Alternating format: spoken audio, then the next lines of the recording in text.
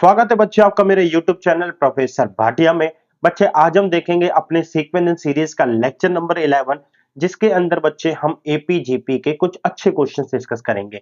बच्चे इससे पहले लेक्चर 10 तक मैंने एपी और जीपी दोनों अच्छे से कवर कर दिए थे। अब including infinity, sum of infinity, अब बच्चे इस लेक्चर में हम उन दोनों के कुछ अच्छे क्वेश्चंस देखेंगे।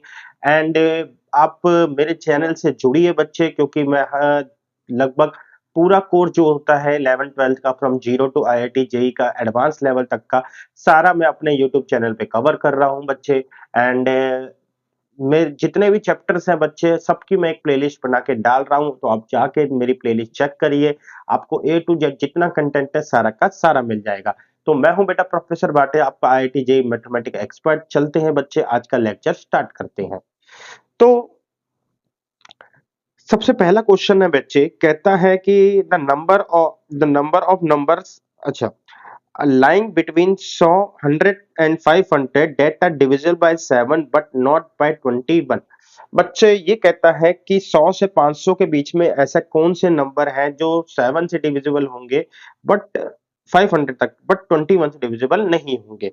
तो बच्चे 7 से 100 के बाद जो पहला नंबर 7 से डिविजिबल होता है वो मेरा 105 है।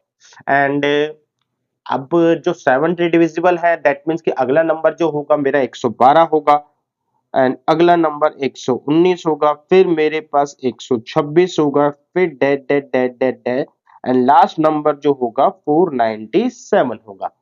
अब बच्चे यहां से अगर मैं इन सीक्वेंस के ऊपर जाऊं तो सबसे पहले चलो मैं टीएन लेता हूं। हमारे पास टीएन है 497। इसका फॉर्मूला होता है बच्चे टीएन का फॉर्मूला है बच्चे, टीएन जो कि मेरी 497 है। अब ये a plus n minus 1d, तो ये है बच्चे मेरे पास 497 आई। a जो है 105 आया, n माइनस 1, d मेरा 7 है, 497। ये नीचे जाएगा तो माइनस हो जाएगा, 10 में 5, 7 में से 5 गए 2, यहां से आया 9, 4 में से 1 गया 3, तो n माइनस 1 इंटू में 7, तो हमारे पास n माइनस 1 आया, 7 से गया बेटा 7, 5 जा 35 एंड 35 4 बटा बच्चे यहाँ पे, एंड 7 35 7 एंड 6 जा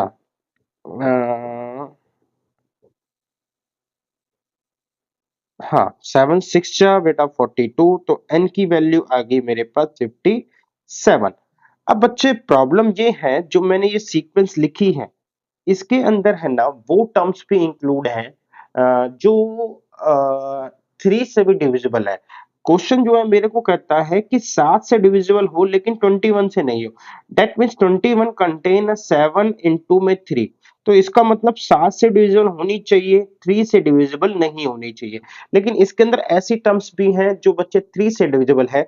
जैसे बच्चे मेरे पास 112 है, ये वाली जो फिगर है ये बच्चे मेरी 3 से डिविजिबल है। इसके बाद 126 ये 3 से डिविजिबल है। तो अब इसके दो तरीके हैं बेटा। एक तरीका ये है कि हम जो है बेटा एक सीक्वेंस बना ले, एंड सीक्वेंस है जैसे 112 126 dash dash dash dash dash करते जो भी लास्ट नंबर होगा 3 से डिविजिबल वाली फिगर का वो लिख ले, और यहाँ पे जिसकी इसका भी हम n निकाल ले और n निकाले यहाँ पे माइनस कर ले। एक और ट्रिक भी है बेटा, उस ट्रिक को ध्यान से देखो, ये ट्रिक ज्यादा अच्छी लगेगी आपको। बच्चे मैंने कहा मेरे पास पहली सीक्वेंस 105 है, फिर 112, फिर 119, फिर 126, फिर 132, ऐसे करते करते आएंगे। तो बच्चे अगर मैं कहूं मेरे पास 105 112 119, फिर आया मेरे पास क्या 126, तो यहाँ पे बेटा 3 से डिविजिबल ये वाली फिगर है, फिर ये वाली फिगर है। यानी कि बच्चे इसके बाद एक टर्म और लिखूंगा, फिर एक टर्म और लिखूंगा, वो 3 से डिविजिबल होगी। तो हम यहां से एक कंक्लूजन निकाल सकते हैं। कंक्लूजन ये है कि अगर मैं अपनी इन फिगर को देखूं, यानी कि 3 टर्म में से एक टर्म जो ऐसी है वो 3 से डिविजिबल है। इसके बाद यहां पर भी यही सिचुएशन होगी कि 3 टर्म्स आएंगी, 132 का 139 आएगा, 139, एंड उसके बाद जो फिगर होगी वो हमारी किससे होगी, 3 से डिविजिबल होगी। तो दैट मीन्स बच्चे की अगर मैं कहूं हर 3 में से एक फिगर ऐसी है जो 3 से डिविजिबल है। अब हमने जो आंसर निकाला है बच्चे वो है n इज इक्वल टू 57। इसका मतलब है टोटल नंबर ऑफ टर्म में 1/3 कर दिया जाए तो ये यहां से आ जाएगा 19। तो 19 टर्म्स ऐसी होंगी जो 7 एंड 3 दोनों से डिविजिबल होंगी। तो अगर दैट मीन्स कि 7 और 3 दोनों से डिविजिबल होने का मतलब है कि ये 19 टर्म ऐसी होंगी जो डिविजिबल बाय 21 होगी। तो अगर मैं अपनी टोटल जो हमारी टर्म निकली है, टोटल निकली है हमारी 57, इसमें से अगर मैं 19 माइनस कर दूं तो मेरे पास जो रिमेनिंग आएंगी, हमारे पास रिमेनिंग कितनी आएंगी बेटा, 38। तो 38 टर्म्स जो ऐसी होंगी जो हमारी सिर्फ और सिर्फ 7 से डिविजिबल होगी, वो 21 से डिविजिबल नहीं होगी, that is not divisible by 3। यहां से आप ये कंक्लूड कर सकते हैं। आगे चलते हैं बच्चे, आप इस मेथड के बाद the sum of all two digit number which when divide by 4 yield unit as a remainder. तो पहला बेटा हमारे पास पहला टू डिजिट नंबर जो पड़ता है वो 10 है, बट अगर इसको 4 से डिवाइड करें तो मेरे को रिमाइंडर मिलता है 2, तो इसको करेंगे इग्नोर। फिर अगला नंबर जो आता है बच्चे वो आता है हमारे पास 11, फिर 12, 12 4 से एग्जैक्टली डिवाइड होता है, फिर अगला नंबर पड़ता है 13।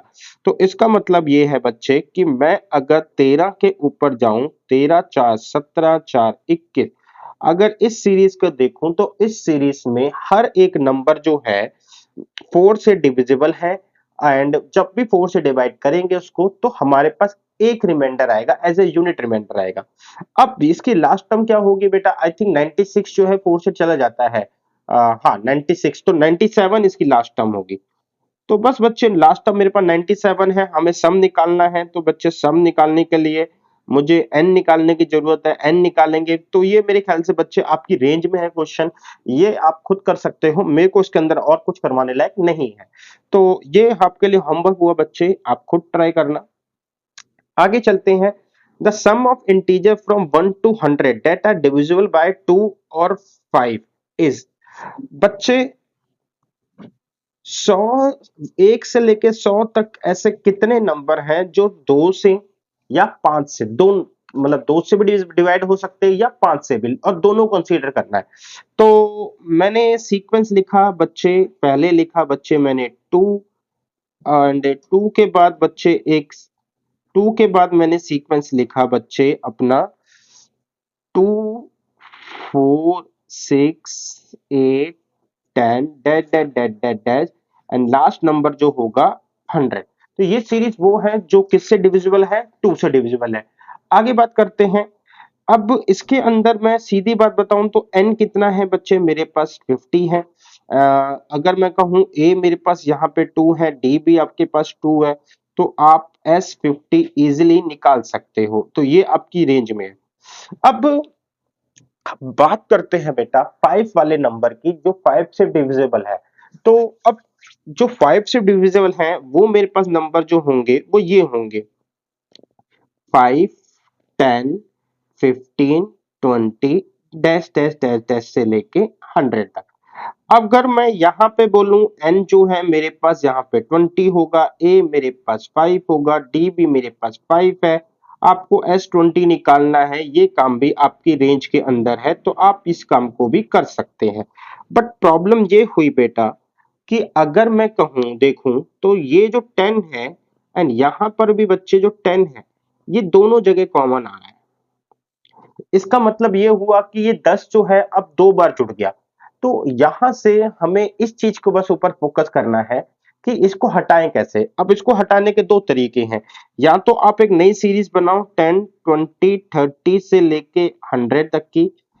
इसका ए मेरे को पता है 10 है, डी मेरे को पता है बेटा 10 है, एंड भी बेटा मेरे को पता है 10 है। आप S10 निकालो, जो भी आपका S10 आएगा आप इसको ऐड करो, 1 और 2 को ऐड करो और इसको 3 नाम दे दूं तो 1 प्लस 2 माइनस 3 करके आप रिक्वायर्ड सम पर पहुंच सकते हो। अदरवाइज दूसरा तरीका ये है बच्चे कि हमें ऑलरेडी पता है कि हमारे पास एक जो 10-20 वाला सीक्वेंस है वो ऑलरेडी काउंट हो चुका है, तो मैं इस सीक्वेंस को ना लेकर मैं इस सीक्वेंस पे जाता हूं जहां पे 5, 15, 25, 35, 45 that that that that that. अगर आप इस सीक्वेंस का लास्ट डिजिट जो होगी वो 95 होगी। अगर आप इस सीक्वेंस में देखो तो इस सीक्वेंस से मैंने 10-20 को हटा दिया, यानी कि जो डबल काउंटिंग की प्रॉब्लम है उसको मैंने साइड कर दिया। तो आप इसका सम निकाल लीजिए फर्स्ट, और दूसरे नंबर पे मैं इसके सम को दे सकता हूं।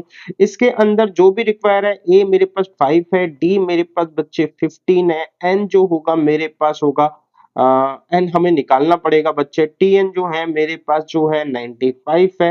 एंड अगर एन निकल जाएगा तो मैं यहां से कह सकता हूं कि एस एन भी निकल जाएगा। तो देन आपको 1 और 2 को ऐड करना है, इसके अंदर अलग से कुछ नहीं करना।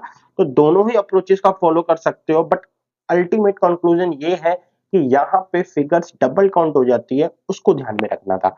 आगे चलते हैं बच्चे। If the natural number are written as shown, then the sum of the term if the nth row is, तो sum of the term in the nth row होना चाहिए था। क्वेश्चन ये है, तो अकॉर्डिंग टू क्वेश्चन ये कहता है कि जैसे ये इस ऑर्डर में लिखे हुए हैं, तो इसी तरीके से फोर्थ रो है, फिफ्थ रो है, तो इसी तरीके से nth रो होगी। nth रो में हमारे पास जितने भी एलिमेंट लिखे जाएंगे उन सबका सम क्या है, इस क्वेश्चन ने मेरे से बस यही पूछा है। तो अब इस क्वेश्चन में फिगर मतलब आप देख सकते हो कि क्वेश्चन वैसे तो नॉर्मल सा लग रहा होगा, बट प्रॉब्लम अब नजर आएगी आपको बेटा कि अगर मैं इसमें कहूं ये मेरी फर्स्ट रो है, अगर मैं अगले ही लिखूं 10, 11, 12, 13, 14, 15, तो बच्चे मेरे सामने दिक्कत ये है कि nth रो में नंबर्स ऑफ एलिमेंट्स क्या होंगे।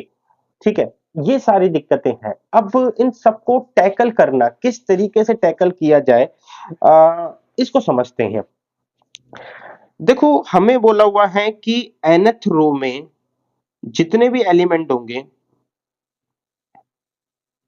उनका हमें क्या करना है बच्चे, उनका मुझे सम करना है।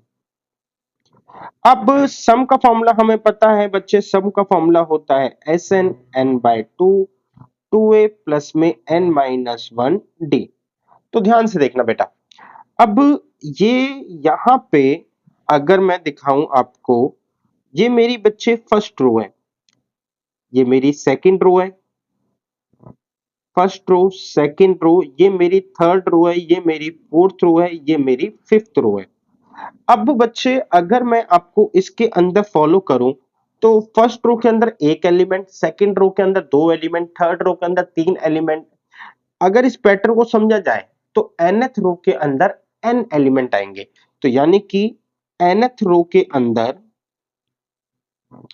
जो होंगे n एलिमेंट होंगे। पहला पॉइंट हमें मिल गया, यानी कि मुझे n पता चल गया कि nth रो में n एलिमेंट होंगे।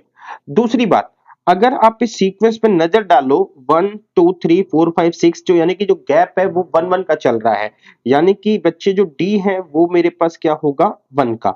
मेरे को दो बातें पता चल गई। अब बच्चे मेरे को अगर इस सम के फॉर्मूले पे रिजल्ट नजर डालूं तो मैं इस सम के फॉर्मूले पे मेरे को n पता चल गया है, मेरे को सॉरी डी पता चल गया है, मेरे को ए पता चल जाएगा, मेरा काम हो जाएगा। अब इस ए को पता करने में बड़ी चुनौती है। ए का मतलब होता है nth रो का फर्स्ट एलिमेंट। अब मुझे तो एनडेस लिखना ही नहीं पता, मतलब मैंने सीक्वेंस पूरा लिखूंगा नहीं तो पता कैसे चलेगा कि nth रो में कैसे आएंगे। तो इसके लिए भी हमें पैटर्न को स्टडी करना पड़ेगा। अब इसके लिए पहला तरीका है बेटा, फर्स्ट मेथड जो है वो है कि कितने आइटम जो है हमारे पास खत्म हो गए या फिर हमारे कवर हो गए। देखो पहली रो में एक एलिमेंट खत्म हो गया, दूसरी रो में दो एलिमेंट चले गए, ठीक है, तीसरी रो में तीन एलिमेंट चले गए, चौथी रो में चार एलिमेंट चले गए, पांचवी रो में पांच एलिमेंट चले गए, तो अगर मैं कहूं इस तरीके से n-1 तक रो तक हमारे कितने एलिमेंट चले जाएंगे, तो मैं यहां पे कह रहा हूं कि मेरे को n-1 जो है मेरी रो होगी, यहां तक n-1 एलिमेंट खत्म हो चुके होंगे। अब खत्म हो गए होंगे तो ये सारे जो है बेटा कितने एलिमेंट कंज्यूम हो चुके हैं।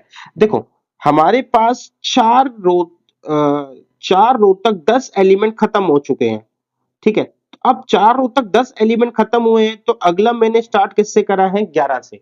अब इसी तरीके से 5 रो तक 15 एलिमेंट खत्म हो जाएंगे तो मैं अगला वाला स्टार्ट किससे करूंगा बच्चे, 16 से। तो कहने का मतलब ये है कि अगर मुझे ये पता चल जाए कि कितने एलिमेंट खत्म हो चुके हैं या कितने एलिमेंट को मैं कवर कर चुका हूं या कितने नंबर जो है n-1 रो तक आ चुके हैं, तो मुझे अगला नंबर जो है देने में बड़ी आसानी होगी। मेरे को सिंपल कहना है अगला नंबर +1 होगा। तो अब यहां से देखिए बच्चे कि हमारे पास अगर आपको समझ में आया कि 2 रो तक हमारे 3 एलिमेंट खत्म हो गए थे, तो तीसरी रो में वो 4 से स्टार्ट हुआ। फिर 3 रो तक हमारे 6 एलिमेंट खत्म हो गए थे, चौथी रो में मेरे पास वो कितने से स्टार्ट हुआ, 7 से। तो n-1 तक मेरे को ये पता चल जाए कि कितने एलिमेंट खत्म हो चुके हैं, तो मुझे अगला एलिमेंट से +1 करके लेके आना है। तो यानी कि बच्चे मुझे क्या करना है, मुझे इनका सम निकालना है। मैंने कहा पहली रो में 1 2 3 4 से लेके क्या n-1 इतने एलिमेंट का मेरे को सम निकालना है s। तो बच्चे सम ऑफ एन टर्म का जो फॉर्मूला होता है n+1 अपॉन में 2, अगर आप नेचुरल नंबर का लोगे तो यहाँ पे n की जगह बेटा n-1 है, n-1 +1 अपॉन में आएगा 2, ये दोनों कट जाएंगे तो मेरे पास आएगा n-1 अपॉन में 2। तो यानी कि बच्चे इतने एलिमेंट्स जो हैं मेरे क्या हो गए हैं, ये कंज्यूम्ड हो चुके हैं। यानी कि n-1 जो रो है ना, वहां तक पहुंचते पहुंचते इतने नंबर चले गए हैं। इसका मतलब ये है बेटा कि अगला जो नंबर होगा वो इसमें एक ऐड करके आएगा। तो जो मेरा a होगा इस nth रो का वो हो जाएगा n-1 अपॉन 2 +1। तो अगर मैं देखूं सम ऑफ n निकालने के लिए मेरे को सारी चीजें मिल गई है, अब मैं अपने आंसर को निकाल सकता हूं। आंसर जो है आपका आई थिंक सी है बेटा, आपका जो आंसर है सी निकलेगा। तो मेरे ख्याल से आप ये समझे होंगे कि किस तरीके से मैंने इस पैटर्न को समझा कि हर एक पहली रो में एक एलिमेंट, दूसरी रो में 2 एलिमेंट, तीसरी रो में 3 एलिमेंट, nth रो में n एलिमेंट होंगे। हर एक नंबर जो है एक एक से बढ़ रहा है, यानी कि जो गैप है वो डेफिनेटली एक का होगा, यानी कि डी। अब बात आ रही है बच्चे ए की, यानी कि फर्स्ट टर्म क्या होगी। तो अगर मैंने कहा पहली जो रो है उसने एक एलिमेंट कंज्यूम करा, दूसरी रो ने 3 एलिमेंट खत्म करे। अब 3 खत्म करे तो तीसरी रो में 4 से स्टार्ट हुआ, इसने 10 खत्म करे, चौथी रो में 11 से स्टार्ट हुआ, इसने बेटा कितने खत्म करे बच्चे, 15 तक खत्म करे, तो छठी रो में क्या होगा, वो 16 से स्टार्ट होगा। यानी कि आपकी रो जितने एलिमेंट को कवर कर रही है, ठीक है ना, आपकी 6th रो भी जो भी है या 5th रो, अगला एलिमेंट एक उससे कवर हो रहा है। तो अगर मैं ये निकाल पाया n-1 जो है वो कितने एलिमेंट कवर कर रहा है, ठीक है ना, या कितने नंबर्स कवर हो चुके हैं, तो उसके बाद अगला जो है वो मेरा +1 होगा। तो बस वो मैंने ऐसे निकाला। This is a one method. अगला मेथड बात डिस्कस करते हैं।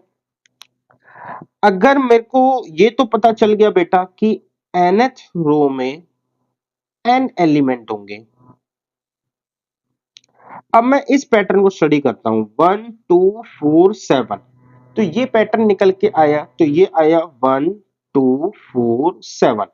अब इस 1 2 4 7 के हम देखें तो इसके जो गैप है बेटा, इसका गैप है 1, इसका गैप है 2, इसका गैप है 3। यानी कि जो गैप है ना वो किसको फॉलो कर रहा है, एपी को फॉलो कर रहा है। तो ऐसी सिचुएशन में मैंने लिखा s1 +2 +4 +7 dash dash dash dash dash, यहां पे लिखा an और ये s फिर से लिखा, लेकिन इस बार मैंने एक नंबर छोड़ के लिखा और यहां पर आएगा dash dash dash plus an। यानी कि यहां से एक नंबर मैंने मतलब पीछे धकेला तो यहां से भी एक नंबर पीछे हो गया। अब मैं दोनों को आपस में माइनस करता हूं तो बेटा यहाँ सॉरी दोनों को आपस में माइनस करता हूं तो यहाँ पे माइनस माइनस माइनस, यहाँ पे आएगा माइनस। तो मेरे पास बच्चे यहां से बचा 1, इसके बाद 2 माइनस 1 मेरे पास बचा 1, फिर 4 में से 2 गए 2, 7 में से 4 गए 3, dash dash dash dash dash dash dash, यहां से भी आपस में कुछ माइनस हो जाएगा। लास्ट में मेरे पास जो आएगा माइनस का ए एन यहां आ जाएगा और ये हो जाएगा 0। तो ए एन को उधर लिखें, ए एन को, तो यानी कि मुझे मिला 1 प्लस में 1 प्लस 2 प्लस 3 से लेके dash dash dash dash dash dash dash, ठीक है। अब मुझे इसका सम निकालना है। अब यहाँ पे कितने एलिमेंट है बच्चे, अगर मैं यहाँ पे देखूं ध्यान से तो ये वाली फिगर नीचे आ रही है, 1 को अलग कर दिया जाए, इनमें से एक कम हो गई है, एक कम हो गई है, तो ये n माइनस 1 टर्म्स है। अब इसका जो सम है हम अभी पीछे कर रहे थे 1 प्लस में n माइनस 1, यहाँ पे n अपॉन में 2, जैसे यहाँ पे करा था बच्चे बिल्कुल सेम एज इट इज यहाँ पे मैंने सम कर लिया। तो मुझे ये पता चल गया कि बच्चे जब ये ट्रायंगल कंप्लीट हो रहा होगा तो कंप्लीट होगा तो लास्ट वाली जो nth रो है उसके अंदर जो पहला एलिमेंट है n माइनस 1 अपॉन 2 प्लस 1 होगा। अब बच्चे मैं इसी तरीके से इस पैटर्न को एनालाइज करता हूं। अब मैं इस पैटर्न को एनालाइज करता हूं 1 से लेके 3, 3 से लेके 6, 6 से लेके 10। तो 1 से लेके 2, 2 यानी कि इसको यहां पे लिखता हूं बच्चे 1, 3, 6, 10। इसके गैप को एनालाइज करा जाए तो यहां से मेरे पास आएगा, इसके गैप को एनालाइज करूं तो बच्चे यहां से मेरे पास आएगा 2 और फिर 3, फिर आया मेरे पास 4, यानी कि इसका गैप भी किस में चल रहा है, एपी में चल रहा है। अगर इसका गैप भी एपी में चल रहा है तो इसके लिए भी मैंने लिखा 1 plus 3 plus 6 plus 10 dash dash dash dash dash, यहां पे भी एस लिखा, एक कदम छोड़ा 6 plus 10 dash dash dash dash dash, 6 4 10, 5 अगला होगा 15, ठीक है। यहाँ पे ए एन आया और यहाँ पे ए एन एक कदम पीछे हो गया। सेम अगेन जैसे पीछे करा था, दोनों को आपस से माइनस करते हैं, यहाँ पे माइनस करा, यहाँ पे माइनस माइनस और यहाँ पे माइनस हुआ, तो ये तो हो गया 0, ये ऊपर से उतारा 1, यहाँ पर आ गया प्लस में, 3 में से 1 गया 2, 6 में से 3 गया 3, 4 5 dash dash dash dash dash, minus का मेरे पास लास्ट में ए एन, तो ए एन को इधर ले जाते हैं। अब मेरे पास आया 1 plus 2 plus 3 plus 4 5 dash dash dash dash dash. अब ये कितनी नंबर ऑफ टर्म्स है, ये बेटा वैसे यहां से लेके यहां तक n माइनस 1 होंगी, मतलब वैसे ये n है, लेकिन जैसे ही मैंने उसको उधर ले गया तो ये n माइनस 1 टर्म्स हो जाएंगी। तो एक नंबर मेरे यहाँ पे चला गया बच्चे, यहाँ शिफ्ट हुआ, एक नंबर मैंने इसके अंदर ऐड करा, यानी कि नंबर ऑफ टर्म्स जो हो गई वापस से मेरे पास क्या हो गई, n हो गई। तो इसका मतलब जो है, अब मैं इसका जो an निकालूं तो मेरे पास ये वाला जो an निकलेगा, ये वाला an निकलेगा, ये निकलेगा n प्लस 1 अपॉन में 2। कैसे निकाला, सम ऑफ n टर्म का फॉर्मूला लगाया। तो अब पॉइंट ये है बच्चे कि मुझे ये पता है इस ट्रायंगल की फर्स्ट टर्म क्या है, इस ट्रायंगल की लास्ट टर्म क्या है nth रो के अंदर, इसकी लास्ट रो क्या है बच्चे nth रो के अंदर। तो मेरे को एक सम का फॉर्मूला ये भी पता है, सम निकालना है तो n एलिमेंट है nth रो के अंदर, फर्स्ट टर्म मेरे को पता है a1 प्लस में लास्ट टर्म पता है। तो अगर मेरे को ये चीज पता है तो मैं यहां से बच्चे इन दोनों को डाल के भी सम निकाल सकता हूं। एक तरीका बेटा आपका ये भी है। तो दोनों तरीके हैं। ये वाला तरीका बेटा जब हम सम स्पेशल सीरीज पर आएंगे तो डिस्कस होगा, अगले लेक्चर, अगला लेक्चर शायद उसी के ऊपर होगा। बट दोनों मेथड को आपको यही समझना था, पैटर्न को एनालाइज करना था कि किस तरीके से पैटर्न आपका चल रहा है। ठीक है, आगे चलते हैं। The coefficient of X N in the product. अब बच्चे यहां पर बात आई है कोफिशिएंट की, तो इसको समझने से पहले आप ये देखो, मैं यहां पे x minus 1, x minus 2, x minus 3 से लेके x माइनस 99 तक चल रहा हूं। तो बच्चे 1 2 3 नहीं 3 है, ये 3, तो अगला होगा 5। अगर मैं ऑल्टरनेटिव ऑड ऑर्डर में चल रहा हूँगा तो मेरे पास ये जो नंबर्स हैं ना एंड ये 50 हैं।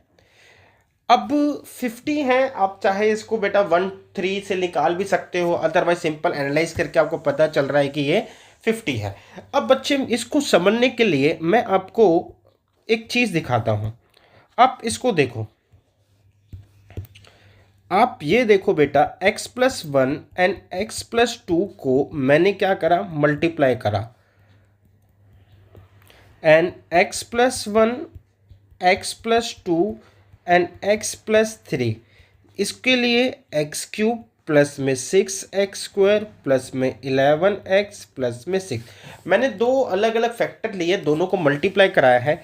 देखो अगर मेरे पास, मुझे क्या क्या पता चलता चला जाएगा, अगर मेरे पास दो फैक्टर हैं तो हाईएस्ट पावर कितनी है, 2।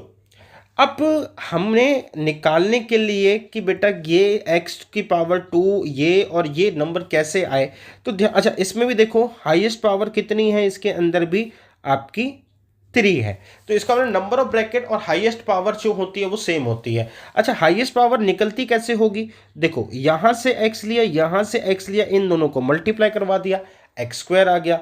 अब बात करते हैं बच्चे 3x कैसे आया होगा। 3x का मतलब है मेरे पास दो ब्रैकेट है, अब दो ब्रैकेट हैं तो बच्चे क्या हुआ, यहां से x लिया, यहां से मैंने नंबर लिया, दूसरी बार क्या होगा, यहां से नंबर लिया, यहां से x लिया। तो अगर आप ध्यान से देखो 2x और x 3x बन रहे हैं, तो इसको एक सिंपल तरीके से भी एनालाइज कर सकते हैं कि मैंने क्या करा बेटा, x लिया और इन दोनों को देखा मैंने 2+1 करके। अब लास्ट वाला कैसे बना बच्चे, लास्ट वाले में मतलब ये है कि मुझे क्या है, x नहीं चाहिए, तो मेरे को दोनों ब्रैकेट से क्या करना पड़ेगा, 2+1, तो मुझे दोनों ब्रैकेट से क्या करना पड़ेगा बच्चे, यहाँ से भी कांस्टेंट उठाना पड़ेगा, यहाँ से भी, तो ये बन जाएगा 2 × 2 में 1। तो कुछ इस तरीके से हमारे ब्रैकेट मल्टीप्लिकेशन चल रही होती है। अब यहाँ पर भी पावर 3 सन में आ गया। अब पावर 2 के लिए मैंने क्या करना होगा, देखो पहला है यहां से मैंने x उठाया, अगर यहां से x उठाया तो मुझे क्या करना होगा, मुझे यहां से 2 और 3 उठाना होगा। फिर मेरे पास मैंने बीच वाले से x उठाया तो मुझे यहां से 1 और यहां से 3 कवर करना होगा। फिर मैंने बेटा लास्ट वाले से x उठाया तो यहां से 1 और यहां से मुझे 2 कवर करना होगा। तो इट मीन्स कि मुझे यहां पे अगर आप देखो तो हाँ,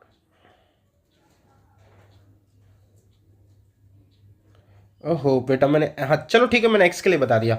तो अगर आप देखो तो ये जो 11 आया है ये कैसे आया है, ये आया है बेटा आपका इस तरीके से कह सकते हैं 1 × 3 प्लस में 2 × 3 प्लस में 3 × में 1, यानी कि पहले हर एक ब्रैकेट को छोड़ के दो ब्रैकेट की मल्टीप्लिकेशन। अगर अब मैं बात करूं कि यहां पे, हाँ अब बच्चे यहां पे x² कैसे आया होगा, तो इधर से x लिया, इधर से x लिया, मेरे पास ये बच गया, तो मेरे को यहां से लेना पड़ा 3, फिर मैंने यहां से 1 लिया, यहां से x लिया, यहां से x लिया, फिर मैंने यहां से बेटा x लिया, यहां से भी बच्चे मैंने क्या करा, 2 लिया और यहां से मैंने x लिया। तो इसका मतलब है बच्चे एक बार मैंने 3 लिया, एक बार मैंने 1 और एक बार मैंने 2 लिया। तो इधर बच्चे हमारे पास कैसे पैटर्न बना, हमने पैटर्न बनाया तो ये इस तरीके से बना, हमारे पास आया 1 + 2 + 3 करके, यानी कि 1 + 2 + 3। अगर आप इसको देखो तो मैंने सिंपल 1 + 2 + 3 करा, और ये क्यों हुआ आप समझ सकते हैं कि पहले मैंने इस वाले ब्रैकेट से क्या उठाया, 1 उठाया, बाकी दोनों से मैंने x उठाया। फिर क्या करा बच्चे, मैंने इस वाले ब्रैकेट से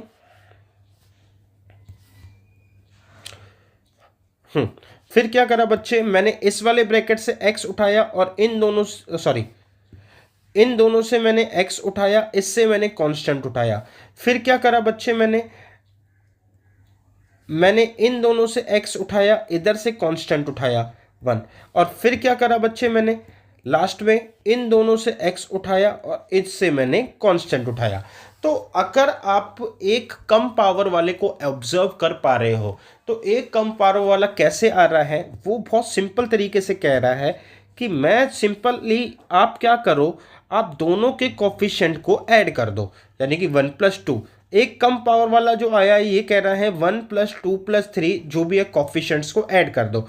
अब मेरे को ये पता चल गया बच्चे कि x-1, x-3, ठीक है, x-5 से लेके that that that that dash x-99 तक है। तो अगर मैं इस वाले ब्रैकेट के अंदर देखूं तो मेरे पास ये 50 ब्रैकेट है, तो हाईएस्ट पावर कितनी जाएगी? हाईएस्ट पावर जो जाएगी मेरी 50 जाएगी, यानी कि x की पावर जो हाईएस्ट जाएगी वो होगी x की पावर 50। क्वेश्चन ने जो मेरे से पूछा है बेटा, वो बोल रहा है x की पावर 49, यानी कि हाईएस्ट में एक कम। अब मैंने अभी अभी डिस्कस करा था कि जब हाईएस्ट में एक कम होता है तो देखो कैसे चल रहा होगा। सबसे पहले मैंने क्या करा होगा, देखो ये कैसे चल रहा होगा। तो सबसे पहले मैंने कहा मैं इधर से कांस्टेंट लेता हूं, बाकी सारे के सारे क्या होंगे, हम x को मल्टीप्लाई कर लेते हैं, तो x की पावर 49 बनेगी। तो यानी कि पहला कोफिशिएंट मिला मेरे को -1। फिर मैं क्या कहता हूं, फिर मैं कहता हूं बच्चे, इस बार इससे कांस्टेंट उठाओ, बाकी सबको मल्टीप्लाई कर लो। तो इसका मतलब अब की बार मेरे को जो नंबर मिलेगा -3 मिलेगा। इसी तरीके से अगली बार मेरे को नंबर मिलेगा -5 मिलेगा, एंड इसी तरीके से बच्चे मेरे को अगली बार नंबर मिलेगा। तो इसका मतलब ये है कि x की पावर 49 के जो कोफिशिएंट होंगे वो ये सब सम आएंगे। तो सम करने के लिए सिंपल है बेटा, पहले मैंने माइनस को बाहर निकाला, 1+3+5 से लेके that that that that dash तक 99 करा। अब सम निकालने का तरीका बिल्कुल सिंपल है, -1 को बाहर रखा, मेरे को पता है कि ये 50 टर्म्स हैं, 50/2 आया। यहाँ पे फर्स्ट टर्म है 1, फिर आती है साइड 99, तो ये हो गया 100। तो ये हो गया बच्चे 100 इंटू में 50/2 इंटू में -1। तो मेरे पास 2500 पे 2500 मेरा 2500 जो मेरा आंसर का पार्ट है। आई होप बच्चे ये बात अगर आप समझ गए तो किस तरीके से मेरे को ब्रैकेट की मल्टीप्लिकेशन को स्टडी करके मैंने इस क्वेश्चन को क्रैक करा। आगे चलते हैं बच्चे। कहता है कि अगर Sn denoted the sum of n term of N AP, तो Sn+3 ये सारी चीज़ें क्या होंगी। तो देखो Sn का मतलब सम ऑफ n टर्म है, तो Sn+3 का मतलब है sum of n+3 term, n+3 divided by 2, 2a plus में n+3 -1 इंटू में d। अब इसी की तरह इसी के अंदर अगला है बच्चे मेरे पास n+2 n, तो ये हो जाएगा n+2 divide by 2, 2a plus में n+2 -1 इंटू में d। फिर अगला जो है बच्चे मेरे पास जो आएगा वो है Sn+1, तो ये हो जाएगा n+1/2, 2a प्लस में n+1 -1 इंटू में d। फिर अगला आएगा मेरे पास बच्चे, ये हम कवर करते हैं इस पेन से, और तो अगला आएगा Sn हो जाएगा n/2, 2a प्लस में n-1 d से। तो अब मुझे है ना ये पैटर्न एक उन्होंने दे रखा है, इसका रिजल्ट बताना है। तो n+3 इसके अंदर डालेंगे, फिर n+2 डालेंगे, तो बच्चे ये सारी फिगर्स डलती जाएंगी। अगर आप देखो तो ये चारों फिगर डलेंगी, एंड इन चारों फिगर के अंदर 1/2 जो है ना मेरा कॉमन आ रहा है, तो 1/2 को मैं उठा के करता हूं बाहर, तो 1/2 चलता रहेगा। अब मेरे पास दो ब्रैकेट चल रहे हैं, एक है n+3 2a से मल्टीप्लाई होगा। तो देखो पहले मेरे को n+3 मतलब ये लेना है Sn+3, तो n+3 मेरा 2a से मल्टीप्लाई हुआ, माइनस में 3 n+2, तो n+2 जो है ये 2a से मल्टीप्लाई हुआ, प्लस में 3 n+1 ये 2a से मल्टीप्लाई हुआ, एंड लास्ट में बेटा माइनस में n 2a। तो बच्चे एक बार अभी मैंने क्या करा, इसके अंदर अभी मैंने 2a वाला फैक्टर लिया, अब मैं इसके अंदर ले रहा हूँ d वाला फैक्टर, तो ये आ गया n+3 एंड n+2, यहाँ से आया d माइनस में 3n+2 एंड n+1, यहाँ पे d प्लस में 3n+1 n, और ये हो गया d माइनस में लास्ट में आया बच्चे मेरा d वाला फैक्टर n-1 इंटू में d। तो ये मेरे पास एक तरीके से मैंने कहो कि मैंने अपने जो मल्टीप्लिकेशन है उसको ऑर्गेनाइज कर दिया, यानी कि एक बार 2a के फैक्टर के साथ, एक बार मैंने d के फैक्टर के साथ। अच्छा 2a के फैक्टर में अगर मैं बात करूं, 1/2 बाहर चल रहा है, इसको हटा देते हैं। अब इस वाले फैक्टर में बात करूं, पहले वाले में यहाँ पे 2a बाहर आएगा, ये हो जाएगा n+3 minus 3n minus 6 plus 3n plus 3 minus n। तो देखो इसका रिजल्ट क्या आता है, मेरे पास 3n से 3n कट गया, मेरे पास +3 माइनस 6 कट गया, n से n कट गया, यानी कि इसके साथ तो आ गया 0। अब बात करते हैं बच्चे इस वाले फैक्टर का क्या आएगा। तो इस वाले फैक्टर के लिए बच्चे हमने क्या करा, d को कॉमन निकाला, अंदर आया n+3 और n+2, मेरे पास ये आ जाएंगे बच्चे यहाँ पे n² 5n प्लस 6 माइनस में 3, इसी तरीके से यहाँ आ जाएंगे n² प्लस में बेटा ये हो जाएगा 3n प्लस में 2, यहाँ पे हो जाएगा +3, ये हो जाएगा बच्चे n² प्लस n, एंड यहाँ पे माइनस में हो जाएगा आपका n² माइनस में n। तो इट मीन्स कि मेरे को d कॉमन निकालने के बाद ये मिला। अगर आप इसको भी खोलोगे बच्चे तो यहाँ से भी आंसर आपको 0 मिलेगा। तो 2a के साथ भी 0 मल्टीप्लाई है, d के साथ भी 0 मल्टीप्लाई है। तो हमने करा क्या, हमने एक 2a वाला फैक्टर लिया, एक मैंने d वाला फैक्टर लिया, अल्टीमेटली आंसर मेरे को क्या मिला, 0 मिला। आई होप बच्चे आपको इस सन में आ गया होगा, क्वेश्चन आसान ही था। यहाँ पे थोड़ा सा लॉग के ऊपर है, कहता है कि ये 3 नंबर, पहला, दूसरा एंड तीसरा, ये एपी में है। अगर अब ये एपी में है तो इसका मतलब ये है बेटा कि बीच वाले नंबर का ट्वाइस,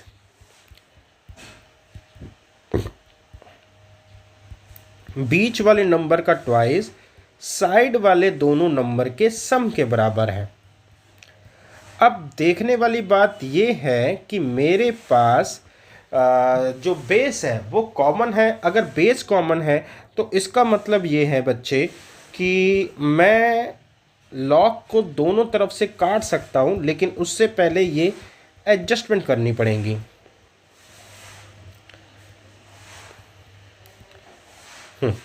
अब मैं लॉग दोनों तरफ से उड़ा सकता हूँ कंपैरिजन करके।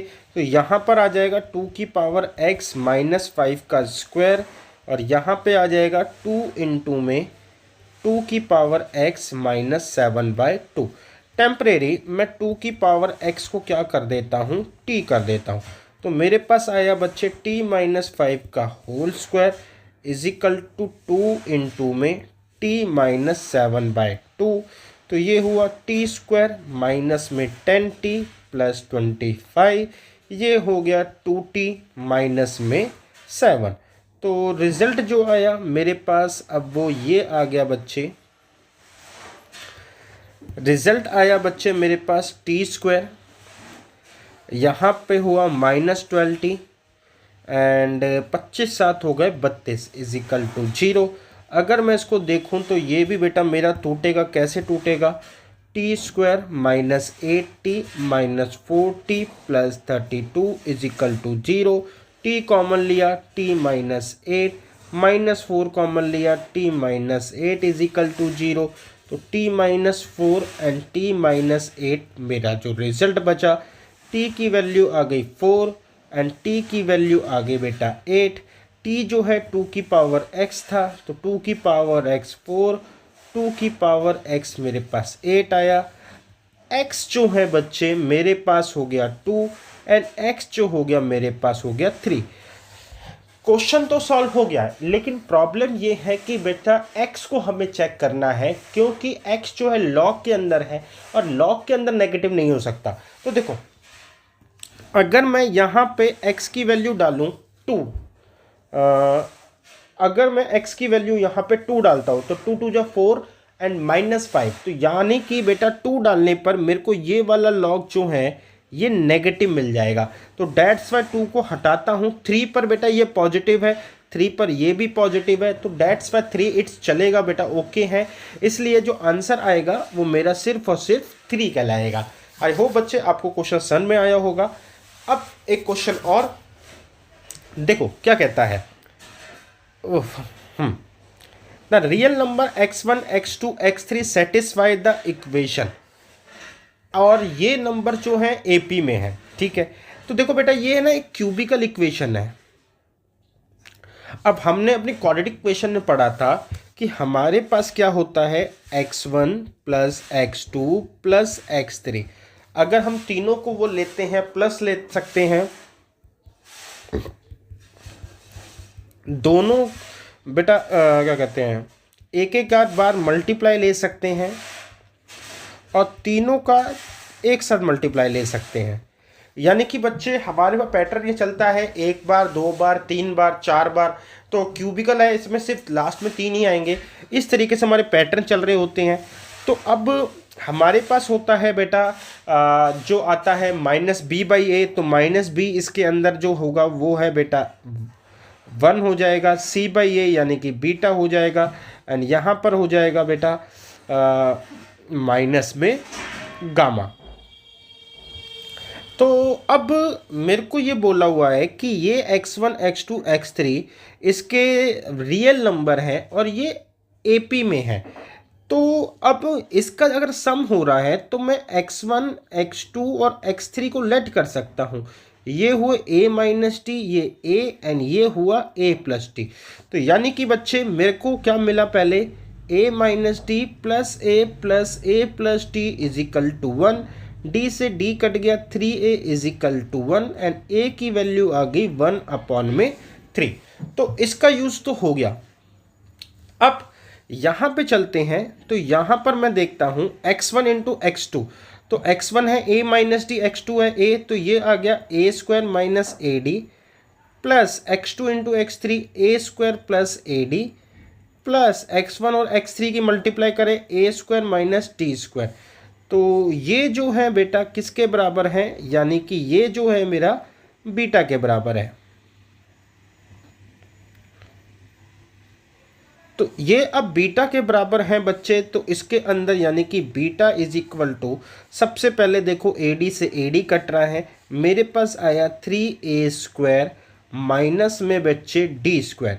तो 3a स्क्वायर की वैल्यू क्या है, 1/3 का स्क्वायर माइनस टी स्क्वायर। 3 1/3 तो ये हो जाएगा मतलब 9, 1/3 d स्क्वायर, तो यानी कि बीटा। अब बीटा जो है मेरे पास ये है। अब बीटा जो है मेरे पास 1/3 माइनस डी स्क्वायर है। मुझे डी के ऊपर कोई पता नहीं है, तो डी कुछ भी हो सकता है बेटा। अब क्योंकि ये इक्वेशन के अंदर, तो बीटा डी की जो है मिनिमम वैल्यू अगर मैं बात करूं तो मिनिमम इसकी वैल्यू 0 होगी, मैक्सिमम मैं कह सकता हूं इन्फाइनाइट, बहुत बड़ा हो सकता है। तो 1/3 में से अगर ये जाएगा तो मेरे पास जो रेंज आ जाएगी -इन्फिनिटी से 1/3। तो ये मेरे पास आंसर आ जाएगा। अब ये मेरे पास बच्चे अगर मैं कहूँ तो मेरे पास ये दो सेम हो गए। आई थिंक बेटा किसी एक में प्लस के साइन को थोड़ा सा इग्नोर करना है, पर ठीक है कोई नहीं, कॉपी करते टाइम दिक्कत होगी। तो मेरे पास ए आंसर मैच हो रहा है, और अभी अकॉर्डिंग टू बात करें तो सी भी मैच ही हो रहा है। अब गामा कैसे निकालें, तो गामा निकालने के लिए बेटा तीनों की मेरे को करनी है मल्टीप्लाई। तो ए ये हो जाएगा बच्चे आपका a square minus D square into में बेटा x2 है a, तो ये हो जाएगा a क्यूब माइनस में a डी स्क्वायर। तो a क्यूब यानी कि 1/3 यानी कि 1/27 माइनस में 1/3 डी का स्क्वायर माइनस लेमडा। तो अब माइनस को एडजस्ट करेंगे तो माइनस एडजस्ट हो जाएगा, सॉरी गामा किसके बराबर आ जाएगा बच्चे आपका, ये हो जाएगा बच्चे आपका डी स्क्वायर अपॉन में बच्चे 3 को मैं कॉमन ले लेता हूँ, माइनस में 1/9। तो अगेन इसकी मिनिमम वैल्यू वही है, मैक्सिमम 0 पड़ेगी, 9 से मल्टीप्लाई होगा तो 1/27 से लेके इन्फिनिटी तक। तो यानी कि बच्चे ए और सी दोनों ही आंसर मेरे पास यहाँ पे आ रहे हैं। इसके जो आंसर है पॉसिबल दोनों ही है। फिलहाल मेरे साथ हो सकता है बेटा ए और सी में टाइपिंग मिस्टेक हो गई है, बट ठीक है, आंसर हमारे को पता चल गए दोनों हैं। अब देखो बच्चे इस वाले क्वेश्चन को अटेम्प्ट करते हैं। कहता है ऐसा कुछ होगा तो इसका समय 162 तो क्या कहते हैं 693। अगर बच्चे ऐसा कुछ होता है तो इसका सम बताओ, जहां पे A1 से लेके A21 जो है ये सारे के सारे AP में होंगे। तो यहां पे चलते हैं बेटा, J की वैल्यू 1 डाली तो A1 plus A2 plus A3 से लेके that that that that A21, तो इसका सम है 693। यहाँ से इसको थोड़ा सा खींचते हैं तो यहाँ पे मेरे को n जो है 21 पता है, S 21 पता है, 693। आगे देखते हैं क्या चाहिए होगा। यहाँ पे बात करें बच्चे तो 0 से 10 डालने पर 0 डालेंगे बच्चे तो मेरे पास आ जाएगा A1, हाँ A1, 1 डालेंगे तो बेटा मेरे पास आ जाएगा A3, फिर 2 डालेंगे तो मेरे पास आ जाएगा A5 और लास्ट में 10 डालेंगे तो मेरे पास आ जाएगा बच्चे यहाँ पे आपका ये आपका आ जाएगा 21। तो मुझे इसका सम बताना है, यानी कि मुझे इनको प्लस करके बताना है क्या आएगा। तो यहाँ पे बच्चे अब ये AP में है तो ये चीज़ें मेरे को बतानी है। अब किस तरीके से टैकल हो सकता है आइए समझते हैं। देखो S21 जो है 21/2 A1 प्लस A21 इन दोनों को लिख सकते हैं बच्चे। सिमिलरली S यहाँ पे बच्चे क्या कितना बनेगा, तो यहाँ पे बनेगा S11 11/2 A1 प्लस में A21। तो S21 693 है तो यहाँ पे 21/2 A1 प्लस A21, तो A1 प्लस A21 ये आ जाएगा बेटा, ये कटेगा पहले 3 से काटेंगे, 3 2 जा 6, 3 3 जा 9, 3 1 जा 3, ये 7 7 से काटेंगे बच्चे, 7 3 21 22 23 एंड 7 3 21 यानी कि 66। तो यहाँ पर आ जाएगा 11/2 इंटू में 66, तो 363 अपॉन में सॉरी ये आ जाएगा 33 और आंसर आ जाएगा मेरे पास 363। तो ये वाला आंसर मेरे यहाँ पर ठीक है। तो ट्रिक यही थी बेटा कि हमारे पास यहाँ पे फर्स्ट टर्म और लास्ट टर्म वाले सॉन्ग कॉन्सेप्ट को यूज़ करना था। आगे चलते हैं बेटा। कहता है every term of a GP is positive and also every term is a sum of 2 preceding term. यानी कि बच्चे ये अगर जीपी की टर्म्स हैं तो T3 क्या होगा मेरे पास AR2, ये T3 जो इक्वल है T1 और T2 के बराबर है। तो यानी कि AR² T1 है A, ये होगा AR, तो R² is equal to 1 plus R इसके बराबर है। तो R बताओ क्या होगा, तो चलिए R² minus R minus 1 is equal to 0। D का फॉर्मूला लगाया B² माइनस 4AC, B है माइनस 1 का स्क्वायर, A है बेटा मेरे पास 1 एंड C है -1, यानी कि D हो गया मेरे पास 5। अल्फ़ा बीटा निकाला तो निकलेगा बेटा -B plus minus √D upon में 2A। -B बच्चे मेरे पास है माइनस माइनस प्लस 1 यानी कि +1 प्लस माइनस में √D। D कितना है बच्चे, D मेरा 5 निकला है, अपॉन में बेटा मैंने निकाला है 2A। A कितना निकला है बच्चे मेरे पास, A निकला है मेरे पास है 1, तो मेरा रिजल्ट आया 1 प्लस √5 अपॉन में 2, दूसरा आया 1 माइनस √5 अपॉन में 2। अब इनमें से आंसर कौन सा है उसके लिए बेटा ये लाइन बहुत इंपॉर्टेंट है। कि हमारे पास जीपी में हर एक टर्म पॉजिटिव है। अगर बेटा जीपी में हर एक टर्म पॉजिटिव है तो लेट्स से सपोज करो कि मैं एक आर लेता हूं जो कि है -2 एंड ए जो है मेरे पास 3 है। तो देखो 3 में -2 मल्टीप्लाई करेंगे -6, फिर इसके अंदर मल्टीप्लाई करेंगे 12, फिर इसके अंदर मल्टीप्लाई करेंगे -24। यानी कि अगर मेरे पास आर नेगेटिव है तो मेरे पास जीपी की ऑल्टरनेटिव टर्म्स जो होंगी पॉजिटिव नेगेटिव होंगी।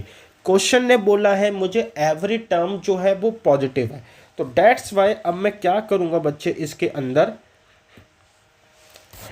मुझे ये देखना है कि क्या ये दोनों पॉजिटिव है। तो 1 में से √5 गए तो √5 जो होता है वो ऑब्वियसली 2 से बड़ा होगा, तो ये तो एक नेगेटिव नंबर है, इस वजह से इसको इग्नोर करा। मेरा आंसर सिर्फ और सिर्फ यही आएगा।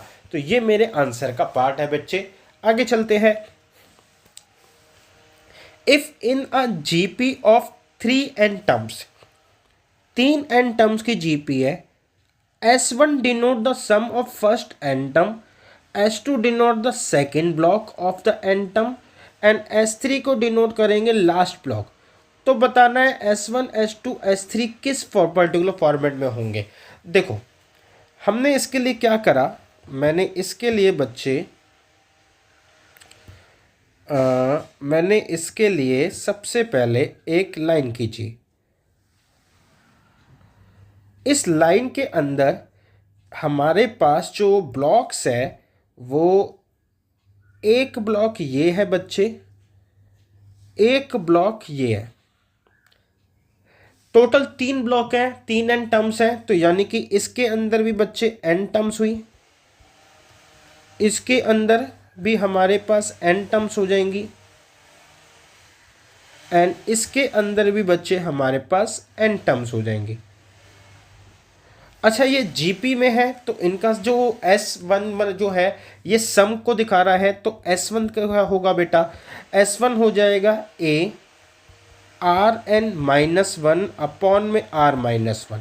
मैंने लेट करा बच्चे कि जो फर्स्ट टर्म है, फर्स्ट टर्म मेरे पास a है, कॉमन रेशो मेरे पास r है, तो S1 वाले ब्लॉक का सम आ गया मेरे पास। अब यहाँ से मेरे को S2 को निकालना है, तो S2 को निकालने के लिए मैंने कहा S2 तेरी इस वाले ब्लॉक की जो अब प्रॉब्लम ये है कि इस ब्लॉक की फर्स्ट टर्म अलग हो गई। यहाँ पे ये ब्लॉक जो है ये Tn+1 से स्टार्ट हुआ, यानी कि इसकी फर्स्ट टर्म हुई Arn। क्या हुई बच्चे इसकी फर्स्ट टर्म Arn, तो इसकी फर्स्ट टर्म हुई मेरे पास Arn।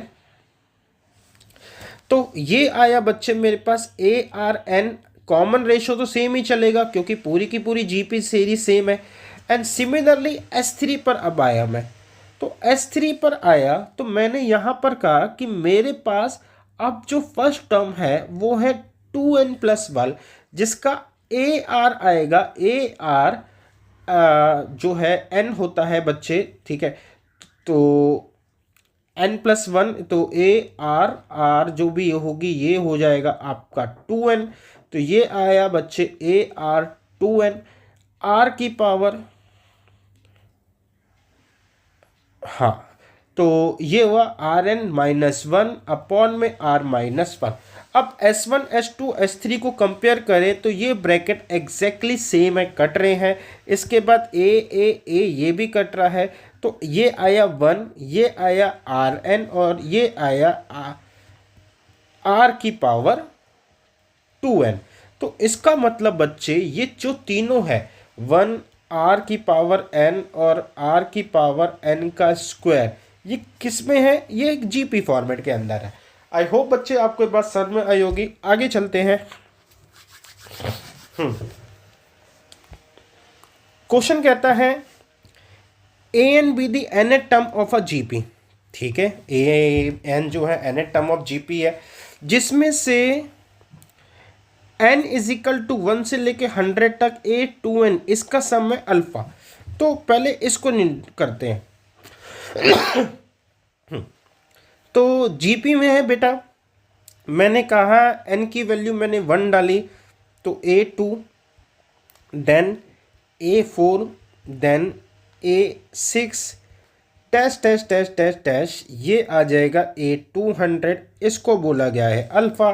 अब फर्स्ट टर्म जो है A2 है, तो अगर मैं लेट करता हूँ कि फर्स्ट टर्म जो है मेरी A है एंड कॉमन रेशो मैं A1 मान लेता हूँ, कॉमन रेशो मेरे पास R है, तो ये हो जाएगा A1। अच्छा, A1 नहीं लेट कर सकते, मैं इसको बड़ा कैपिटल लेटर में लेट करता हूँ, तो इसको कैपिटल लेटर में लेट कर लिया, तो इसको भी कैपिटल लेटर में लेट कर लेते हैं कॉमन रेशो को, ये कॉमन रेशो मेरी R हो गई। तो यानी कि जो लेट करी हुई सिचुएशन यहाँ पर आ गई। तो इस हिसाब से बच्चे मेरे पास जो A2 हो गया वो हो गया A इंटू में R, A4 हो जाएगा बच्चे A इंटू में R की पावर 3, A इंटू में R की power 5 dash dash dash dash dash, यहाँ तक हमें पहुँचना है।